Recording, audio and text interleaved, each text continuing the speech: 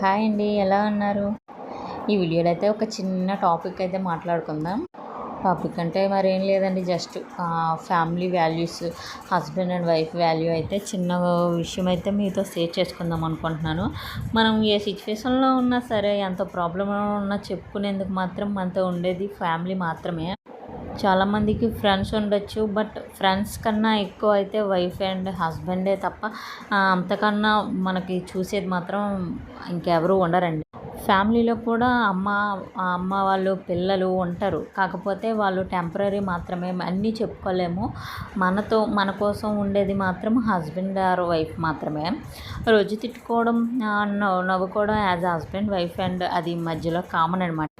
అదేవిధంగా 10 మందిలో మన హస్బెండ్ అయినా వైఫ్నైనా తక్కువ చేసి మాట్లాడామనుకోండి, లేదా తిట్టేసి వాళ్ళ మాటలు అసలు లెక్కలేనట్లు తీసి పారేసామనుకోండి, ఈవెన్ తర్వాత ఆ 10 మంది ముందు మనమే తక్కువ అయిపోతాము.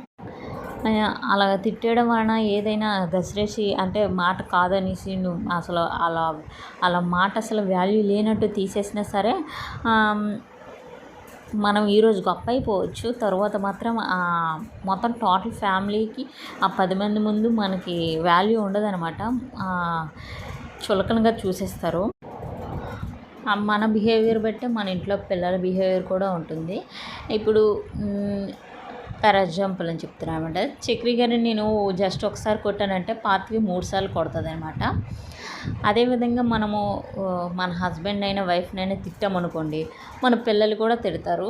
అదే అలవాటు అయిపోతుంది. వాళ్ళు రెస్పెక్ట్ ఇవ్వరు. మనం ఫస్ట్ మన ఫ్యామిలీకి రెస్పెక్ట్ ఇస్తేనే ఫ్యూచర్లో మన పిల్లలైనా సరే బయట వాళ్ళైనా మనకు రెస్పెక్ట్ ఇస్తారు. అది మాత్రం నిజం. అది మన ఇంట్లో వాళ్ళైనా సరే, 10 మంది ముందు రెస్పెక్ట్ ఉండాలైనా సరే మన బిహేవియర్ బట్టి ఉంటుందన్నమాట. సో మీ హస్బెండ్కైనా వైఫ్కైనా మీరు రెస్పెక్ట్ ఇవ్వండి.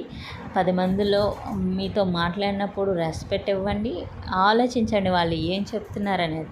వాళ్ళు చెప్పింది చేసేయక్కర్లేదు, వాళ్ళు ఏం చెప్తున్నారనేది కొంచెం ఆలోచించండి చాలు. బాయ్.